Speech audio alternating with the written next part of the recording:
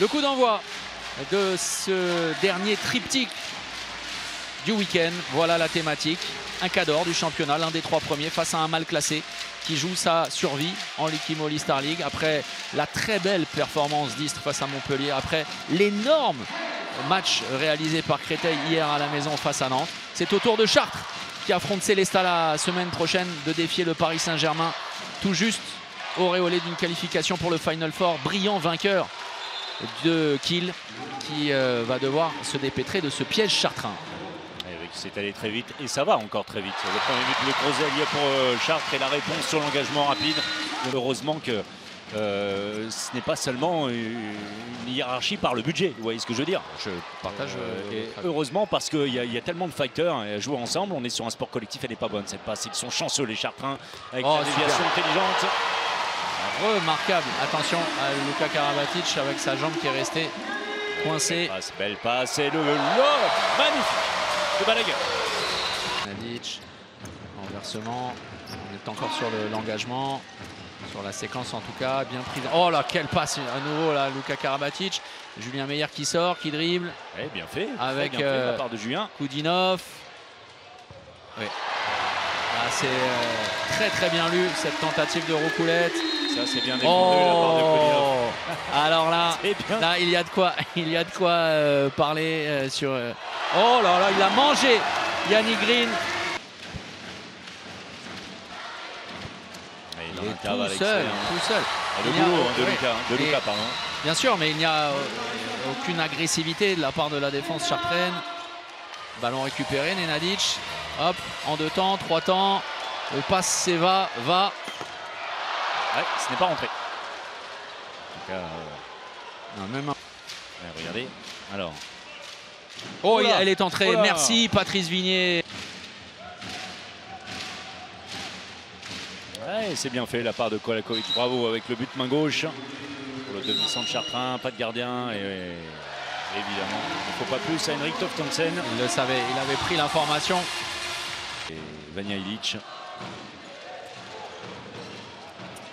Un classique dans ces séquences mises en place par Raúl González avec un arrière-gauche quel qu'il soit. Et là, c'était Johan Gibelin pour la passe décisive.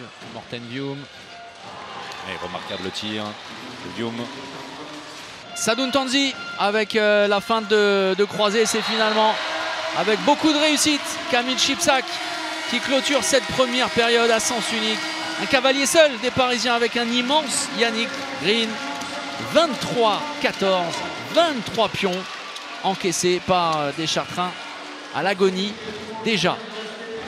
Le banc pour Elohim Prandi. Et même sans doute bien au contraire. Et oui, bien sûr. Parce que le risque est là si vous arrivez à moitié sans avoir. Parce que vous faites partie des tauliers tout simplement. Oui, et puis voilà, c'est exactement ça. C'est exactement ça. La construction d'une carrière, c'est aussi ça. Par le passé, tout le monde, lorsqu'il est jeune, a commis peut-être cette erreur. Chartres n'a jamais battu Paris. Jamais. Même il y a bien longtemps. Hein. Tanzi. Prandi. Oh là là, voilà une autre, un coup d'éclat énorme d'Elohim Prandi qui peut clairement esquisser un sourire. Boum! C'est tellement violent, tellement puissant, tellement déterminé. Cette vitesse d'exécution même au ralenti, c'est supersonique. 39-30. Victoire sans forcer. Victoire impressionnante. Victoire sérieuse et impliquée avec du caractère du Paris Saint-Germain.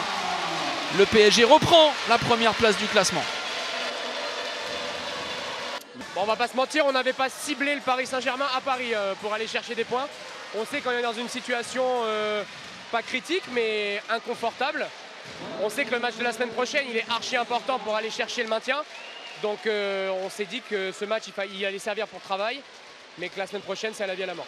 Oh, tranquille, c'est un peu fort parce que c'est une équipe qui essaie de gagner des points pour rester maintenu en Liqui Moly.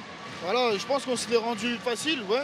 En ayant un grand Yannick, de toute façon on a la continuité de ce qu'il fait depuis des semaines maintenant. C'est plus une surprise. À monter les ballons, on a été juste je pense en attaque. En tout cas 90% de la rencontre.